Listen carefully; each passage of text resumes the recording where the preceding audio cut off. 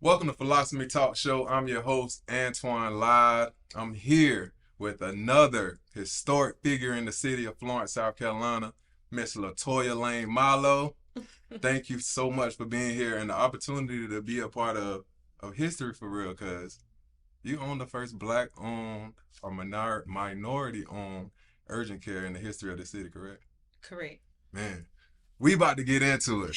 All right, so Toya, what where does your story start? Like, who is Latoya Lane Milo? Where does the story start for you? Whew. So I am a family nurse practitioner, but I was born and raised in Florence. I am a graduate of Wilson High School. Okay. Go Tigers. Word. I am the daughter of a press operator. My dad has been working for the same company all my life, like 38 years. My mom, before kind of forced retirement, has been a CNA for 20 years. I come from a long line of hustlers. My whole family has been hustlers. I have three older brothers, whether it's legal or illegal, Right. but I've always seen hustle. Right. So I feel like my story has started back then. Mm-hmm. Everything that happened to me before nursing or anything like that has made me who I am today. Right. So how you feel like being around the hustle help you get to where you are today? I think being around the hustle has made me not want to quit, not want to stop. Get it done by any means necessary. I've seen, like I said, my daddy has worked the same job for 38 years. Some people don't call that hustle, but I do. I see even him now getting up, going to work 5 o'clock in the morning, sometimes getting off four and 5 o'clock, even after 38 years, not really missing any days to provide for his family. That's hustle to me. Right. My mom working nursing homes, sometimes working two and three nursing homes just to make end meet, just to provide for us for Christmas. That's been the hustle, and also my brothers and other family members, just seeing them make it happen, working with their situation and making the best out of it. Right. So what was your first job? Because I know oftentimes people can see. I know saw you on a couple of billboards around here with that Right. smile. That's all people know.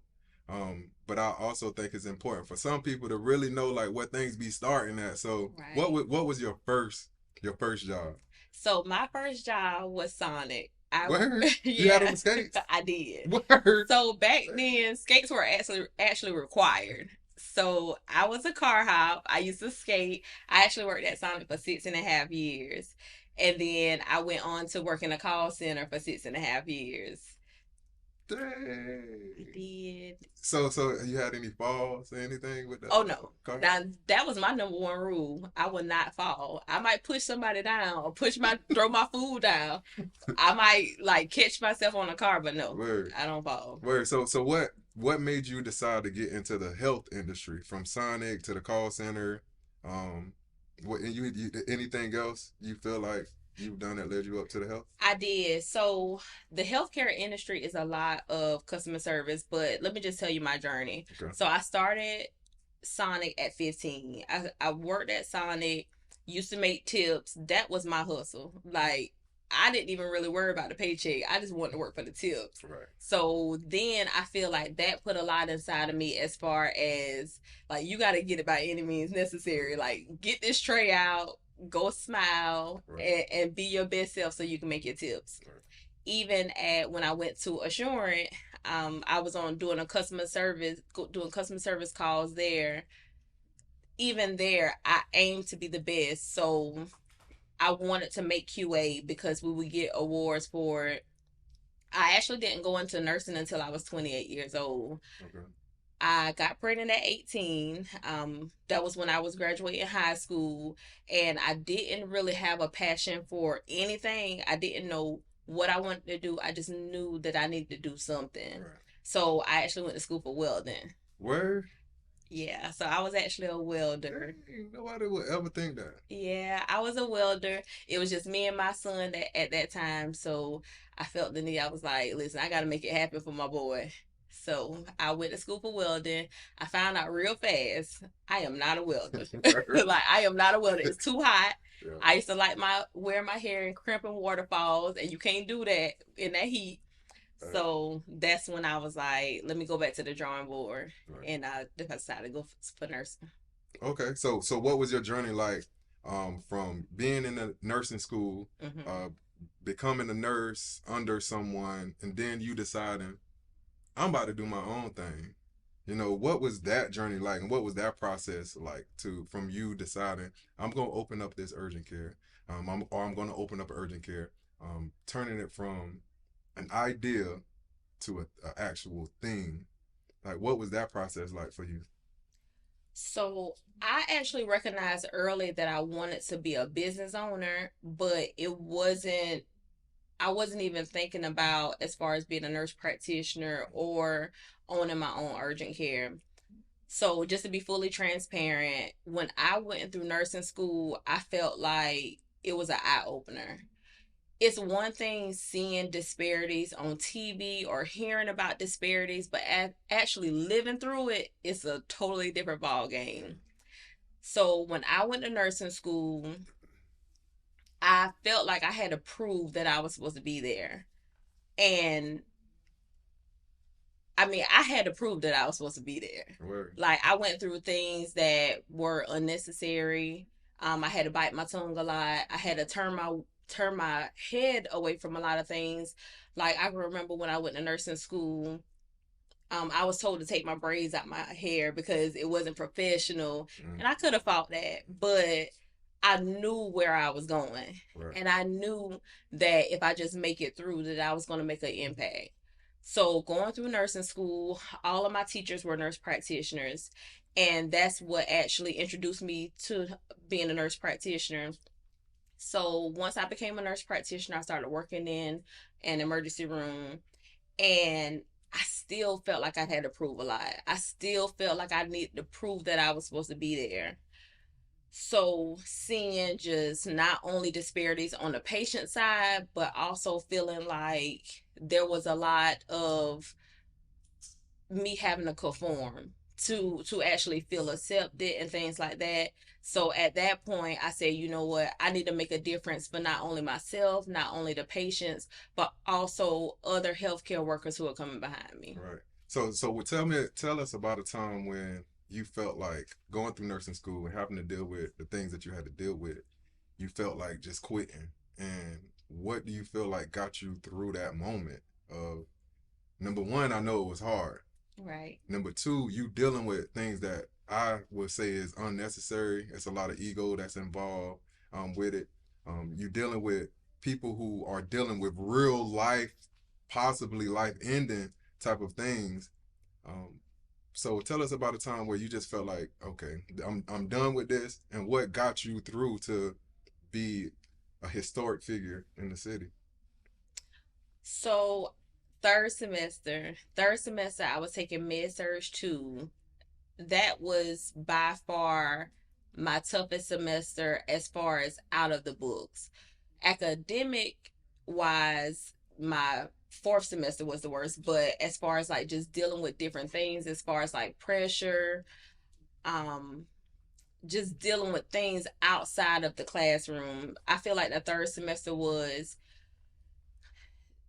specifically something that I can remember. For one, it was just challenging. It was challenging to see, like I said, and I know a lot of other minority nursing students can say this, that I've always felt that I had to prove that I was supposed to be there, while some others had to prove that they weren't supposed to be there. And that was a semester that I really, really recognized that. Right. So what actually got me through, and it's crazy for me to even say this, but I was studying at Starbucks, and my study partner was from Sumter. Shout out to Senada because she got me through. She helped Shout me out through. to Senada. But we were studying, and we used to study, I know, like 8 hours. Like, we had shifts, like we would study 8 hours, like just bouncing off each other studying. And it was a lady who had been through the program some years before us, and she said, oh, y'all going through ADN at Central? And we said, yeah, we study and we trying to get through. And her advice to us was, hold your head down and get through. Mm. And at that point, we realized that just get through. Like, there's no need to fight people. There's no need to try to, like, you can't make a change at a lower level. Like, you got to work your way up the ladder, and that's how you can make change. So I realized that then, that the only way that I can truly make change and impact is if I go up and then reach my hand down. Word. Word. All right, so what would be your advice? Would you give that same advice to someone that's in that position right now, or would you give them something different that you feel like will probably help them get through exactly what you, because I'm sure it hadn't changed. There's somebody out here that's probably watching this right now that's going through that same exact thing that you went through to get to where you are now. So what advice would you give to that person that's watching, that's going through exactly what you went through? I actually had a nurse pull me to the side last night and had a conversation, and I gave her that same advice. I just didn't deliver it like that. So what I told her is, my first question to her was, what do you want out of nursing? Like, what do you want to do with nursing? And she said, I want to basically make an impact. Right. And I told her the most effective way that you can make change is if you be the change. Right. And in order to do that, you have to deal with some stuff. Like, you have to really, really go through the fire for others. Like, and that's what I'm realizing on this journey as well. Like, it's not fair, but we are walking through a hard path, but at the same time, the people coming behind us, we've cleared the path for them. Right. And that was my advice. So it essentially is, hold your head down and get through. But just trying to deliver it a little bit easier, saying, just focus on what your goal is and let that be it. Right. So when you do go through something, you'll know, okay, just like when I think about with the braids, I say, okay, I won't have braids right now, but I will one day. Yeah. Hence the day. Word, word. So you had to swallow a lot of pride. Right, you do. And that's, I know that's the hardest thing for a whole lot of us, is getting rid of ego for a bigger mission. Yeah. And talking about that, so what was your mission when you decided to open up the urgent care, and do you feel like it's changed since you've grown to where you are now? So my mission since I started the urgent care hasn't changed, but I will say this. So a lot of people are confused about what they want to do and why they want to do it. A lot of people say, don't go into healthcare if it's only about money. Don't do this because of this. Like, a lot of people will tell you what to do and how to do it and how to think about it. But to be completely honest, like, I went into nursing because my back was against the wall. I was a single mother of two boys, and I needed to make money for them. Mm-hmm. So money was my motive. Right. However, when I got in there and the things that I went through, I realized it was so much more than that. So my motive for the urgent care was, like I said, there's so many healthcare workers that deal with a lot of things that's not fair. There's a lot of patients, and before I became a provider, I thought it was a race thing as far as like how you're treated, what kind of care, but it's not. It's a money thing. Mm-hmm. Like, it doesn't matter what race you are, but if you don't have the right amount of money, you're not getting quality health care. Mm-hmm. So a lot of people, I remember when I first started the urgent care, this lady asked me, oh, is your target audience African Americans? Like, is that your audience? And I said, no. I said, because I'm so much more than that. I said, I'm a woman. I'm a woman who was born in the hood. I'm a woman who was a single mother. I'm a woman who was a welfare recipient. I said, that's not just African Americans. Right. Like, that's so many more people. So I think that's another thing when we tap into that. It's not only the people who look like us, but it's a lot of other people who need our help. Right. Right. Well, I appreciate what you're doing here, and you actually following through and willing to go through what you went through for yourself, but then in turn going through what you went through for other people. Like that, that's that's big to me. Um, so owning the urgent care, especially as an African American woman, like what are some of the challenges that you go through being an African American young professional in the health industry? I think the biggest challenge is people not taking me serious. I can remember we had, so not even, I'm not even going because there was a school, but I have a compliance manager, and he is not an African American male. But when me and him, on two occasions, me and him went a place together, and he was addressed as the person in charge and not me. And that's fine to a certain level.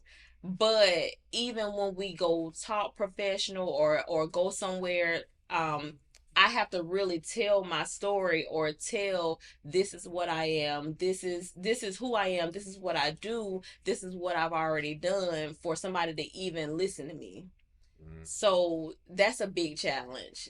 Just trying to feel accepted and things like that. I'm navigating through that now and realizing that is an ego thing. And if I can let my ego aside because it's bigger than me. Right. So that's one thing that I'm learning. Yeah, and that's hard for, I think that's hard for everybody. The ego thing. We mentioned it earlier. So what's some of the best practices you feel like anybody, since you're going through it now, could practice to get rid of that pride or get rid of that ego or let those things that really don't matter, like let it go? Like how do you find that mindfulness or become aware that this is what I'm dealing with right now and this is uh, the action that I need to take to let things go?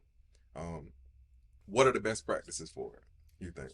So the most recent thing that I actually heard at a conference was a person say, don't give yourself, allot yourself a certain amount of time for it. So give yourself a cool 15-20 minutes for it and then let it go. Word. And I think that has been working for me lately, personal and business, where okay, I'm gonna allow myself to be upset, to talk junk, to whatever, like to repeat what happened for a good 15 minutes, and then I'm gonna move on and learn from it. Word.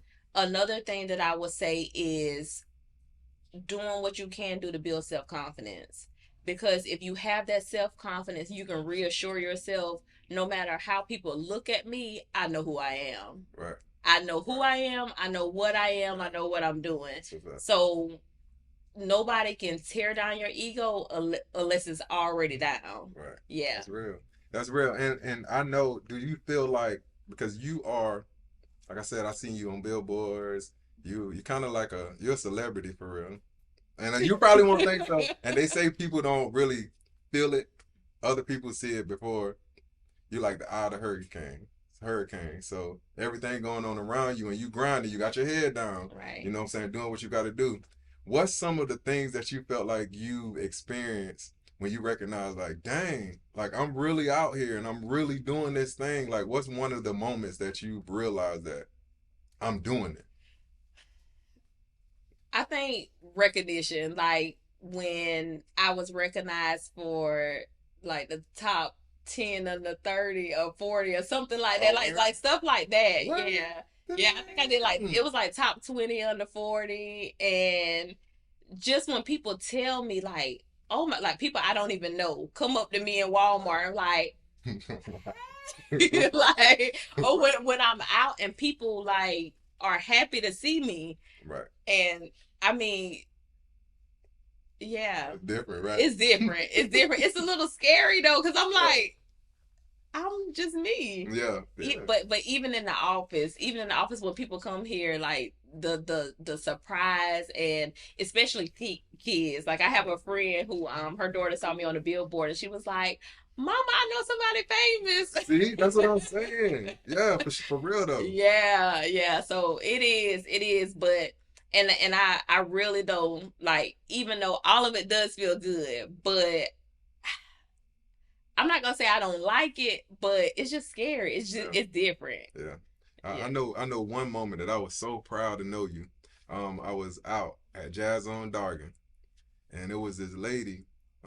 Milo was doing his marketing, like he do. He be letting people know.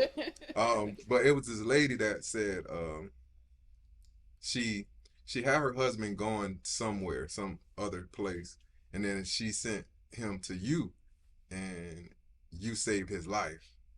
And when I was like, when she said that, I was just listening. I went and when she said like, yo, she saved my life. Well, she saved my husband's life because of XYZ. Like you recommended something, and if you wouldn't have recommended that at that time, XYZ would have happened within like 24 hours or something like that. This is a random person. Like this is somebody that neither one of us know. He's just working. And when she said that, I felt like, yo, she really in her mission. Like they really doing. They really, you a hero. You know what I'm saying, to for some random person to tell somebody that, yeah, your wife saved my husband's life.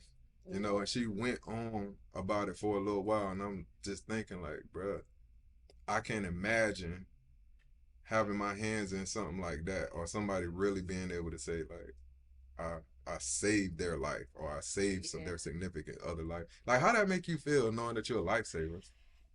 It makes me feel good, but it makes me feel nervous too because it puts a lot of responsibility on you. Fact. That's Like a it puts, fact. but and not even to like, because so one thing about me, like I try to say as humble as possible. So I just like take it and okay, I'm on to the next. Right. But I cannot, like, I can't even count on my hands and toes how many times that I've heard that. Really? Yeah. Damn.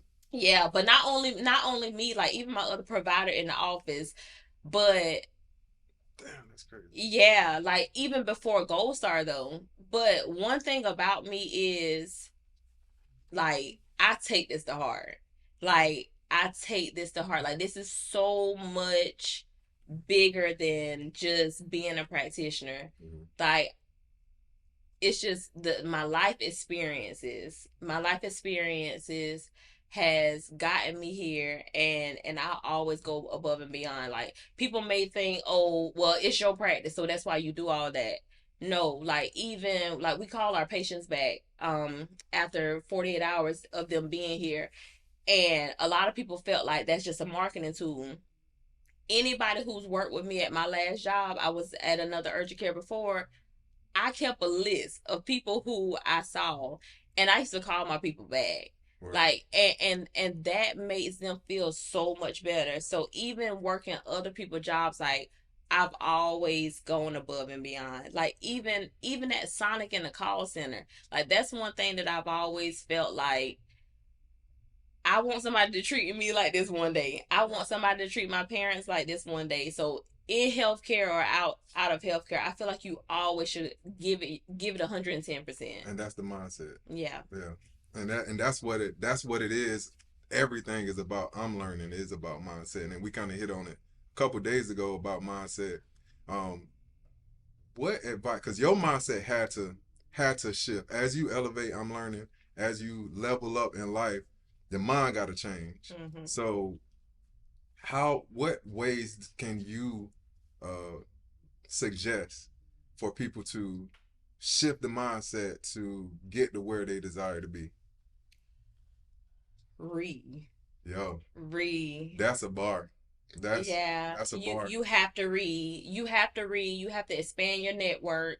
So a lot of people, when you say, so we tell people to do a lot of stuff, but they don't really know, like we don't give direction. Right. So when you say read, I'm like, okay, well, let me go to Barnes and Nobles. What book I'm supposed to start with? Mm-hmm. So you telling me to network where I'm supposed to go. Right. So one thing I will say is I have read a lot of different books, but I do feel like I'm just getting into like the real books that are molding me. So I have been to a lot of events as far as networking events and things like that, but I feel like I'm really getting into the events that are actually molding me. And I don't even think it's was going to the wrong events or actually reading the wrong books. It just took that maturity. Right. And you don't go from 0 to 100. Right. Like you got to work your way up. Right. So I will say, like, you just got to start. Like you just got to start, even if it's just 5 affirmations that you tell yourself a day.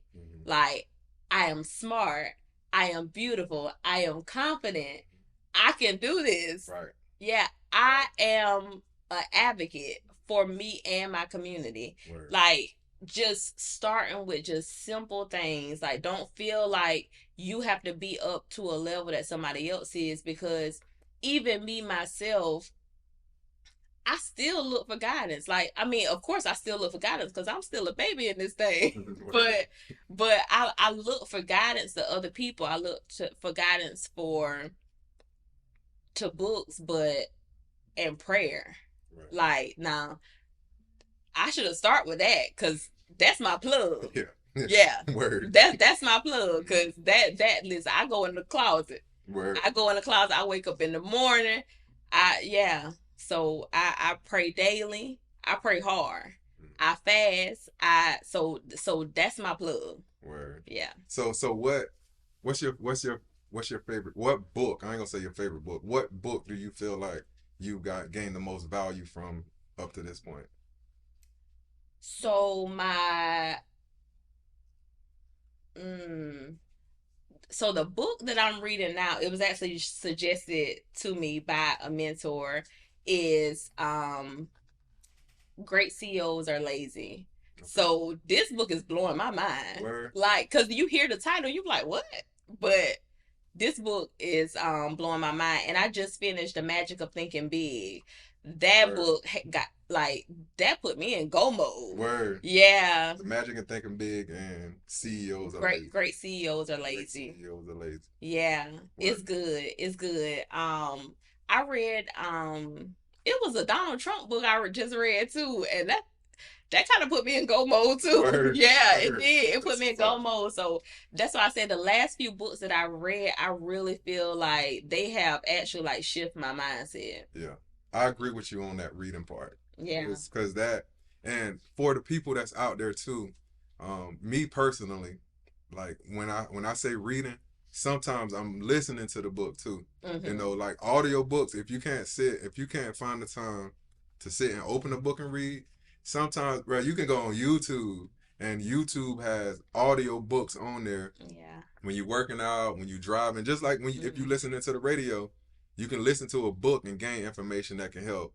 switch perspective, because that's, to me, it's kind of like what your mindset is your perspective on things. Oh yeah. And you being able to shift that perspective on whatever it is that you're going through. Anything that you want to know, you can find it in a book. Yeah. So if you can read, like she said, I would definitely highly suggest you start consuming information through reading and applying what you can in your life, and you will start to see the things around you change. Yeah, because you really have to be careful about what you're putting in your body. Right. Like, we talk about food, but you have to really, like, what you watch, what you listen to, like, you really have to be careful. And that's my biggest thing with, like, social media, because it's like a double-edged sword. Right. Because even though you use it for different things as far as like promotion and getting things out, but you really have to be careful about like who you're following, who follow you, because you get sucked up in things on social media. So, and I say social media because that's like the biggest outlet, right, like media outlet right now. But yeah, like you just got to be careful about what you're putting in your body. Yeah. They call it a feed. You know, like they call it a social media feed. So yeah, you are feeding yourself. It's you digest it. So you definitely hit the nail on the head with it. All right, so when you visualize Gold Star Urgent Care, what do you like at its peak? What do you see? So I don't see a peak. What? That's what I'm talking about, yo. That's good. I don't right see there. a peak, and Right I say that That's because good. I know what I want, and I want a facility. Word. Like I want. So the biggest hospital in this region, it started with one doctor, and he brought in some ladies and trained them to be nurse, and they started in a house.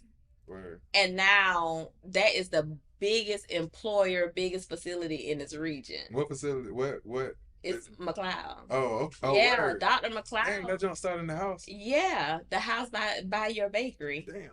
Yeah. That's wild. Yeah. But that junk. That junk. Right. So it starts with a vision, and that's what I want.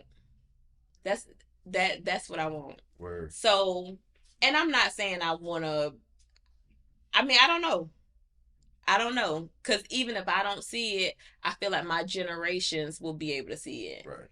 But there is no peak, because that's dope. Because in my vision that I have for now for 5 years, in 5 more it'll be much bigger, and I know it will. Right, man. That's a great response to that question, for real. All right, so in the near future, for Gold Star Urgent Care, what can the people expect?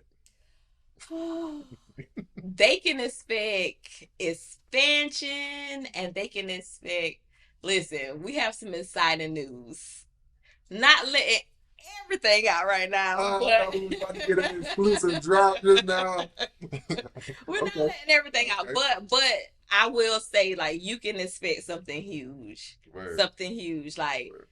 That's one thing that I will say, that even and it's and the thing about it, my husband is the same way. Like, we like to throw a curveball. Word. Yeah. Word. Okay. Yeah. I look forward to it. We like to throw the left hook. So Word. We got one coming. Word. I know one of the I think the first community health day you had at Freedom Florence, which is dope. Like that, I appreciate you doing that, man. That joint, I always have the pleasure of being on a mic, so I appreciate y'all for that. But the first one you had at the end, you spoke out, and you said that you will have. I can't remember exactly how many rooms you said you was gonna have, but you was like, I'm telling y'all now, y'all hearing it first right here. I'm gonna have these amount of rooms in this facility. You drew it out, and you dropped the mic on them. Yeah. So what is the importance of being that definite with your vision and your goals to you? Like, why do you feel like that's important? And how does one get there? I feel like if you see it, you're gonna get it. Like, you're not gonna give up until you get it. So when we were little, when we were kids, my mama used to actually drive us through neighborhoods looking at big houses. And she never actually said, "Oh, this is gonna be our house," but she would just drive us through houses that, like, way bigger than what we were living in, but she would just, like, let us see them. And now I do the same thing with my kids. Word. But I actually tell them, this gonna be our house. Word. And I show them that, because I feel like if you see it, you can get it. Right. And not actually see it, you don't even have to see it in the flesh, but if you see it in your mind. Right. And I believe that, because up to this point, everything that I've seen is coming. Like, it's here. Right. Yeah, so I'm like Coach Prime now. Yeah. You better get me now, because it's the worst I'm gonna be. Right. Word. It's the worst I'm gonna be. Word. Because like, like, it's just seeing it. Yeah. Yeah, seeing it and believing it. So in order to get to this point, one of the things you had to be able to execute is goal setting. Mm-hmm. So, and I know, like you said earlier, people will tell you what to do, but not how to do it. Yeah. So how would you suggest someone go about setting goals just to get them started? The first thing is organization. So, one thing, now I'm not a real organized person. However, I do realize you do have to have a certain level of organization if you want to get somewhere. You hear a lot of people always saying writing it down. Like, a lot of people give you vague information, but they don't really tell you specifically what to do. Right. So I am gonna drop some game to anybody who is in school or wants to go in school. Okay. So this is what I did. Get your notepads out. Get your notepads. This is what I did when I went back to school. Mind you, I was working a full-time job. I was a single mother of two boys, so I had to go back nighttime. I went and registered for school. I said, okay, I want to be a nurse. So I actually printed out my program evaluation, and the program evaluation will tell you every single class that you need to take. So I got me a big whiteboard and I wrote down my classes. And I said, okay, I'll take 2 classes a semester, and I paired an easy class with a hard class. So I'm a visual person. Like, I have to see it and I have to touch it. So everything that I do, I write it down and I plan it. And my graduation was 3 years later. So I wrote down 3 years. Yeah, I wrote down my classes for 3 years. I say, okay, the summer of this, I'll take this. Okay, this is a hard class, so I'm going to take this by itself. So I feel like, and I actually tell people that now, like anybody who comes to me for advice or I talk to, I tell them, write it down. It doesn't even have to be going back to school, but even for your business. Like when we started the business, I wrote down, these are my goals for this month. This is what I want to do. This is my timeline that I give it. And sometimes your timeline will shift, but it's being organized. Like when they say write it down, it's not only writing down your goals, but writing down your plans, writing down where you are right now. So that is big to me. Man, like just listening to you say how you executed school, like it gave me a vision of how much control we have over our mission.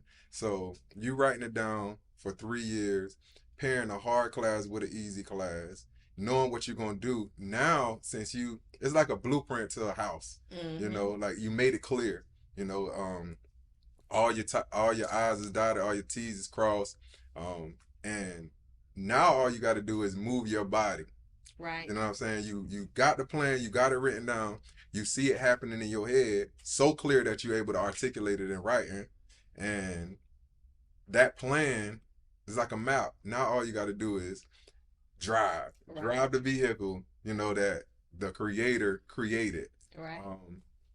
I think that's super dope, man, and that's some dope advice. Even for me, I'm thinking like, dang, I can really completely plan something out and move through that map like a GPS. Right. You know, so you gotta have a map. Yeah. You gotta know where you're going, and you can't just say it. You can't say, "Oh yeah," that's like me saying I want to be in a bigger facility. Well, what steps am I gonna take to get there? If I want a whole healthcare system, what do I want under that umbrella, and how many steps, like what path am I going to take to get there? Word. So I do that with everything. Word. That make a whole lot of sense. Oh, so one thing that I felt like was super dope, I'm about to switch it up a little bit on. Okay. InvestFest, dog. Like that was something that I was actually able to experience, and I was out there and I didn't care who heard me. You know, So what happened was, for anybody that don't know, InvestFest is one of the biggest financial festivals in the world, for real. I was able to be there. She was there. It was, I think they said it was approximately like 20,000 people that was there, including names like Steve Harvey, P. Diddy, Robert Smith, who is the richest African American in the United States, for sure. So the list goes on and on. There was a whole lot of money in that building. Oh yeah. And Gold Star was able to walk across stage in front of a global audience and receive a $10,000 grant I ain't gonna even say receive, win, right? Yeah. Win a $10,000 grant on that stage. Hopefully we gonna I'm gonna pull that up. We got a picture of something or a video or something that we gonna show y'all because that was a iconic moment. Yo, what was that process like to get there? And then what was that moment like when you were there?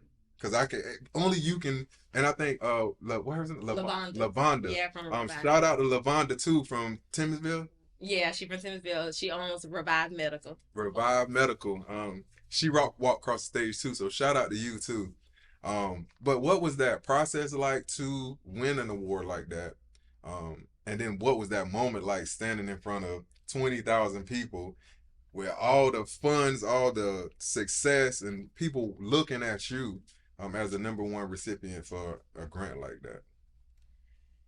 It was surreal. Like, so what's so crazy though? Like, I knew I was gonna win. Word. So Word. Y'all saw the hair flip just now. So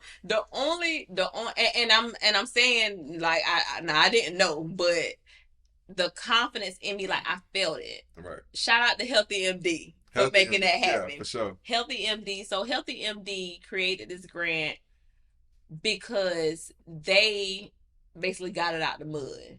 And they realized there's so many other healthcare businesses getting it out the mud as well. So they were blessed and they want to bless somebody else. Right. So they created this $10,000 grant. I've been following them since they were on Earn Your Leisure because what they're doing, I'm very passionate about. They go out into rural areas, do screenings and stuff like that. That's actually something I want to do. But they post a video, hey, submit your pitch for this grant. You just gotta tell us what you do, tell us a little bit about your business, and also make this video. Mm-hmm. So the video was due 12 o'clock that night. I worked my shift. I worked 12 hours that day, and I submitted my video. I want to say like 10:30 that night. Word. 10:30 that night, and I think I did 2 takes on it. And after I submitted it, and I told my husband Milo, I was like, I'm gonna win. Mm. And it wasn't even being cocky. It was just like I just felt it in my spirit. Right. Like I just felt it in my spirit, and I was confident that what I felt was right. Right. So being there, nervous as ever. Yeah. Nervous as ever. Nervous. Because in my head, I was going to go on stage like this. But when I walk out, I was like... Word. I was nervous for you. Listen. But it was so good. Like, it was so good not even being recognized, but the fact, seeing what they did. Right. Because now... all I want to do is pay it forward. Like, I can't wait until I can write somebody a check like that. Word. I can't wait till I can write somebody a check like that. Right. And it was so good. Like, I saw my mentor there. Like, I didn't even know she was going to be there, from Miss Stacy Santiago from Nurse Practitioner Group.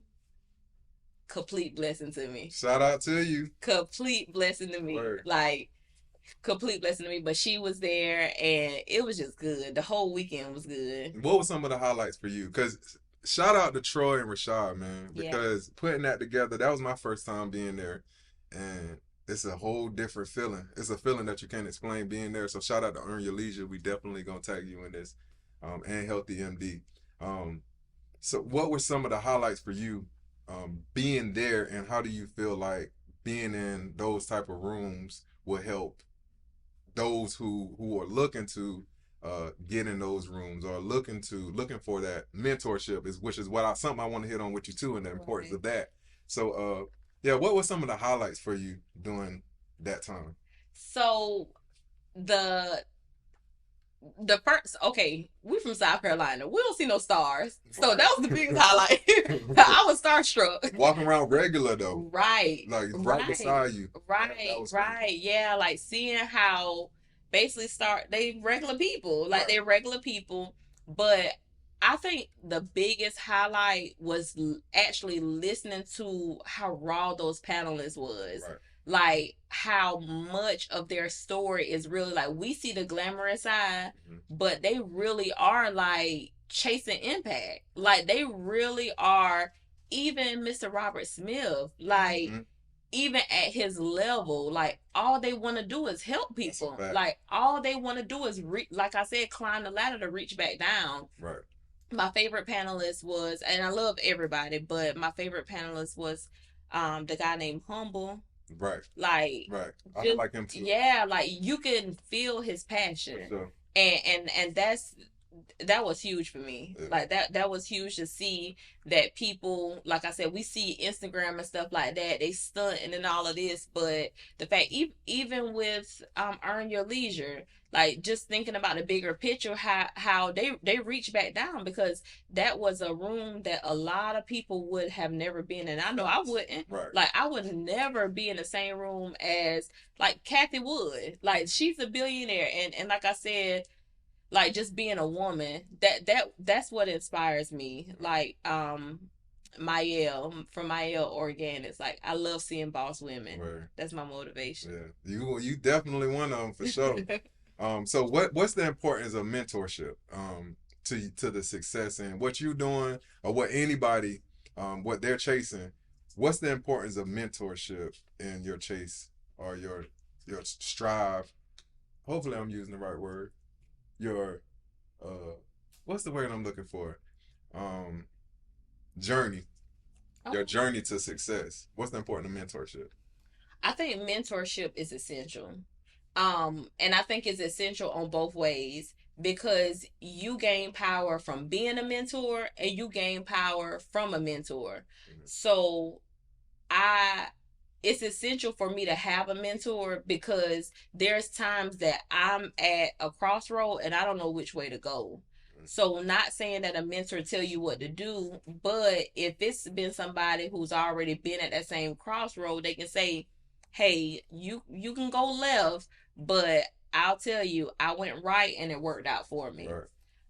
But also being a mentor, it reassures you that you're doing the right thing. Like I've had 3 nursing students that recently graduate, and they've gone on and doing, and I'm not taking any credit for anything they've done, but I do feel like just me being able to breathe life into them, me being able to be that person that they can go to and say, hey, I failed a test, and I can tell them, listen, I failed 1,000 tests, but long as you keep on going, then who gonna know?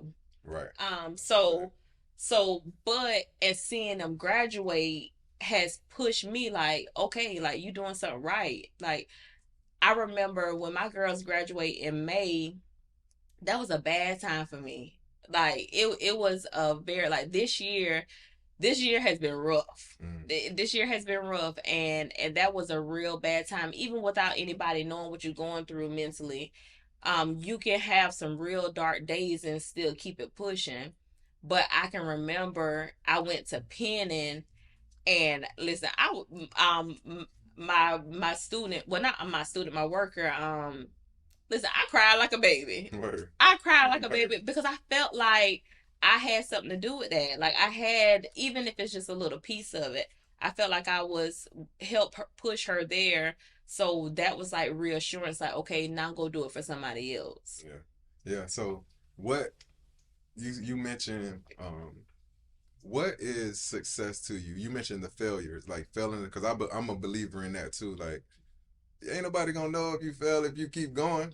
You know, they gonna see when you get it. So what is success to you? Like how would you define that? I think everybody kind of defines their own success. My success is not in business, like, because I look at, even though you're supposed to keep home and business separate, my success is being a great wife, being a great mother, being a great leader. Now that does fall into business, but so it's not so much as like being a great community leader. So even if Gold Star was closed, but me being able to give something back, um, so success to me, I mean, it's hard to put it in a box, but Success to me is fulfillment. Word. Yeah, Okay. it's being fulfilled, Yeah. and only you know if you fulfilled. Right. Yeah, Right. because you can say I can have $1 million in the bank and feel like I ain't did nothing. That's a fact. Yeah, or That's a fact. I can have nothing in the bank and feel like I've done everything. Right. So said people put a amount of money. That's like people say I want to make $1 million. I want to do this. I want to do that. But I feel like once you start chasing the paper, like you kind of lose focus on everything else. Right. Because one thing that I've learned, the money gonna come. Like if you walk in your purpose, if you focus on impact, everything else follow. That's real. All right. So one of the things, since we talked about success, one thing I had a conversation a couple of days ago, about fear, and one of the things that this guy said, he was like, one of the things that keeps him from accomplishing the goals that he has is fear of failure.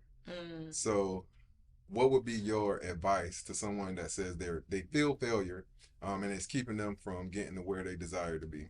So this is what I tell everybody in this office, and this is what I tell everybody who considers me as a mentor or look up to me or anything like that. It's only failure if you quit. That's a fact. So I fail a lot of times. I didn't fail. I didn't pass. So I graduated from Central Carolina Technical College. What led me there is I failed microbiology. So it's not really failure. Sometimes it's just a redirection. Word.